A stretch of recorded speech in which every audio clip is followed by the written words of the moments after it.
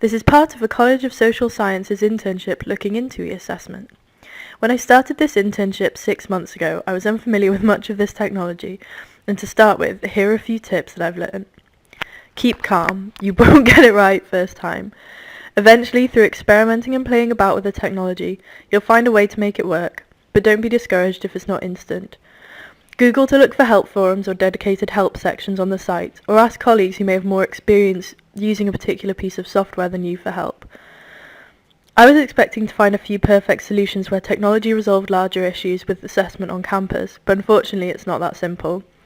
Adding technology to a form of assessment doesn't make it inherently better, and it's worth being wary of that. But there are some substantial benefits to using e-assessment, so if you find a good way to implement it, don't be put off by your unfamiliarity with technology and learning. The first group of tools I'm going to talk about are question editors. These allow you to give students online quizzes and often mark the answers. Xerti, the first of these, allows questions to be added to a presentation, which could allow them to be put in context and even used to form basic simulations.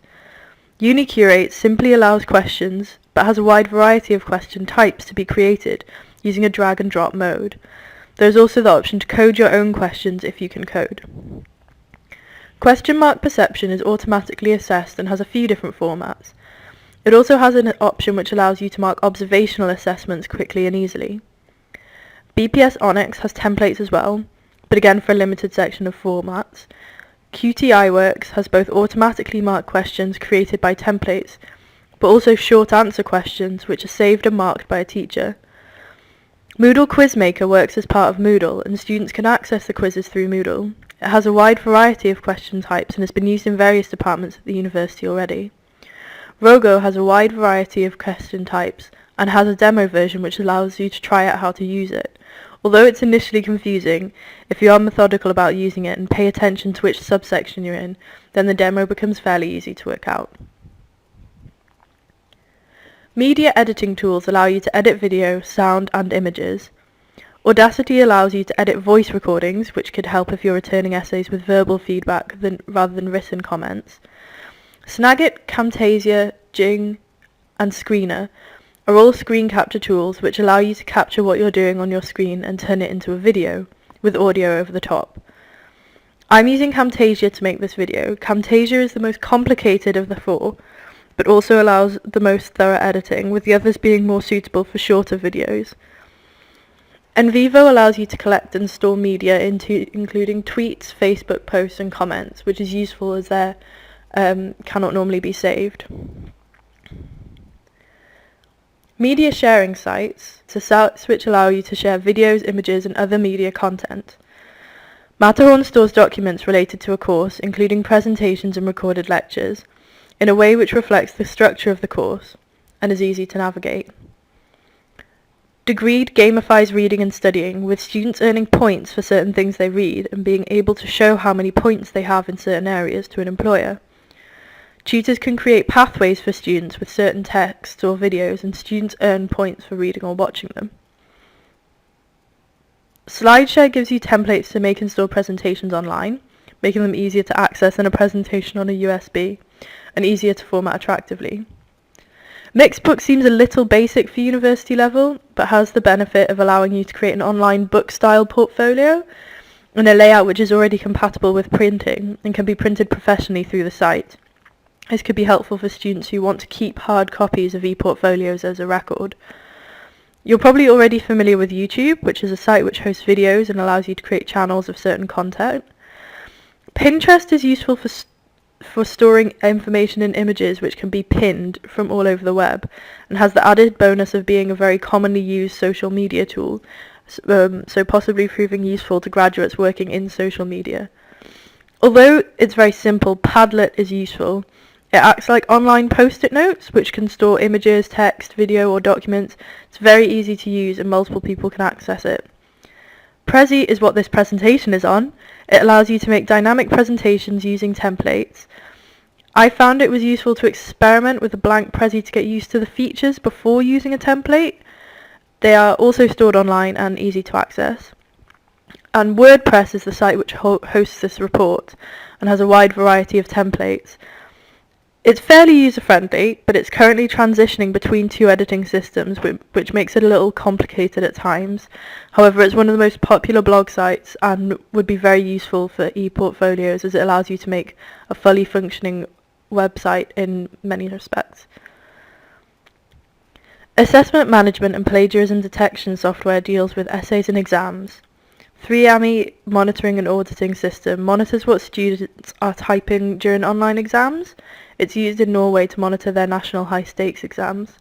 It detects certain words which suggest cheating, for example, Google, during a closed book exam, to aid exam invigilation. Moodle Hand-In allows students to submit essays and other assessments online, saving on paper. Turnitin also allows online hand-in and comes with drag-and-drop comments to save typing out frequent corrections, such as spelling mistake, as well as giving you the option of typing longer comments. It also comes with a plagiarism checker. These platforms allow groups to work together and collaborate. SurveyMonkey can be used for collecting data or course evaluations, but also to get students to fill out reflective questionnaires directed by certain questions to prompt constructive self-criticism. Google Apps includes Google Calendar, Google Drive, and Google Docs, which can be used for sharing documents and also for coordinating when different subjects are having assessments, to try and reduce the amounts of deadlines students have at one time. I'm not going to say much about Campus Pack and Difference Engine because they're bespoke and it's very difficult to see what they're like in practice, but they seem to have a really good selection of apps for learning. Adobe Connect is most often used for distance learning, as it has the capacity to host conference calls and store documents in a similar way to Moodle, but it also allows you to insert questions into presentations, similar to Xerti, which could allow you to make basic simulations or more engaging multiple choice questions. PWWiki is a site for hosting wikis, which are websites which can be edited by a number of people, like Wikipedia, for example.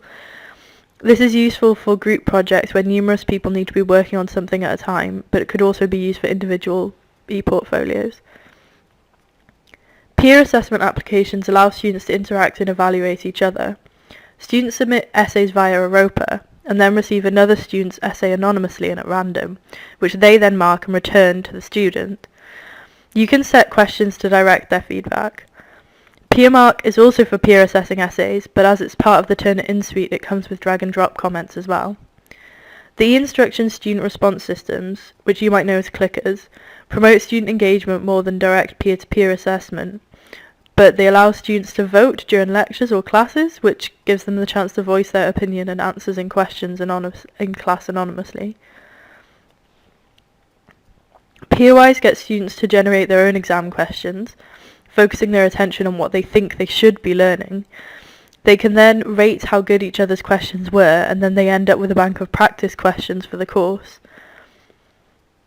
PebblePad is another one that I'm not going to go into much detail with because it's very complicated, but it has a journal for private reflection and a public portfolio for academic work, which can also feature a CV and voluntary work, giving students a more well-rounded product to show employers. It's basically divided into a private and public section, with one for reflection rather than demonstrating your skills. Unfortunately, I haven't been able to find a demo of OmTetra, but it automatically evaluates the quality of teacher feedback against a preset number of categories. It's available for online download. It looks good, but unfortunately I haven't been able to try it out.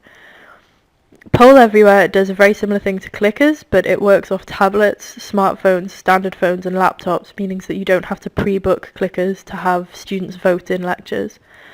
It can also let students reply with short answers rather than just vote on a selection of answers. WebPA allows students to rate each other's participation in group tasks, giving you an insight into the group dynamics at play within the team and to check what level students have participated to and how. That's a pretty surface level summary of all of these, and for more information you can look through this presentation in your own time, which can be accessed from the link below this video, or check out the e-assessment toolkit document, which can also be found further down on this post.